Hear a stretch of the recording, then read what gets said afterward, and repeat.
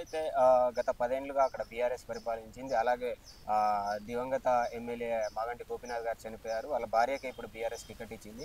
So, ఆ సానుభూతి వాళ్ళ మీద ఎక్కువ ఉండి వాళ్ళు గెలిచే అవకాశం ఉన్నట్టుగా చెప్తా ఉన్నారు బీఆర్ఎస్ వాళ్ళు. ఎట్లా చూస్తారు?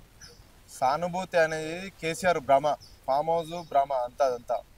ఫామ్ హౌస్ పాలన చూస్తారా? ప్రజా పాలన చూస్తారా? ప్రజలకు ఆల్రెడీ డిసైడ్ అయ్యారు. ప్రజా పాలనకి అందరూ జై కొడుతురు. ఏ రోజు సిట్టింగ్ ఎమ్మెల్యే ఉన్నాడు అని చెప్పి ఓకే. దురదృష్టం ఒక శాసనసభ్యులు చనిపోయిండు. ఓకే. దానికి మేము బాధాకరంగానే ఓకే మేము బాధిస్తున్నాం. కానీ ఓవర్ కాన్ఫిడెంట్ ఉండాలి కానీ ఓవర్ కాన్ఫిడెంట్ ఉండొద్దు కేసీఆర్. గుర్తుపెట్టుకో.